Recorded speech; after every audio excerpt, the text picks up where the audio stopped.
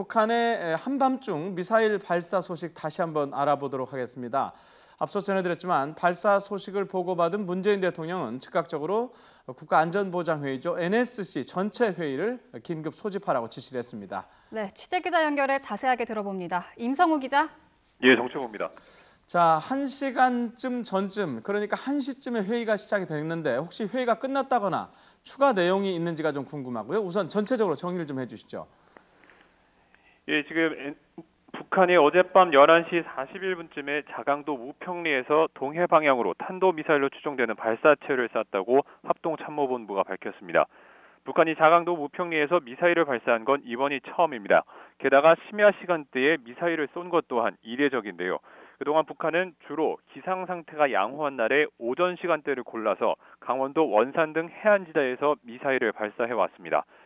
발사체는 일본의 배타적 경제 수역에 떨어진 것으로 알려졌습니다.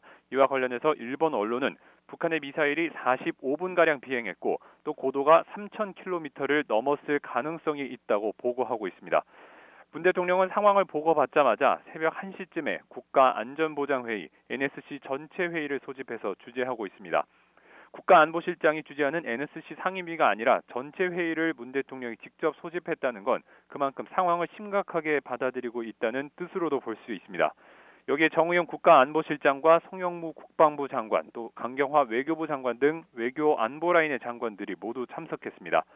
북한의 미사일 도발은 문재인 정부가 출범한 이후 벌써 7번째입니다.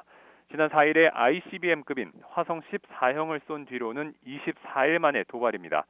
앞서 문 대통령은 지난 18일에 남북 간의 적대 행위를 멈추자며 남북 간 군사당국 회담을 제안했습니다. 하지만 북한은 답변 시한인 그제 7월 27일까지도 침묵으로 일관하다가 문 대통령의 대화 제의를 또다시 미사일 발사로 응수한 겁니다. 6.25 전쟁 정전협정일이기도 한 7월 27일을 북한은 전승절로 부르면서 기념하는데 이날을 앞두고 북한은 평안북도 구성 일대에서 탄도미사일을 실은 이동식 발사 차량이 포착되는 등 도발 징후가 한미 군사당국에 감지되기도 했습니다. 청와대와 군 당국은 북한의 이번 미사일이 대륙간 탄도미사일급이거나 혹은 그보다 개선된 형태인지 분석 작업을 진행하고 있습니다. 지금까지 정치부에서 YTN 임성호입니다.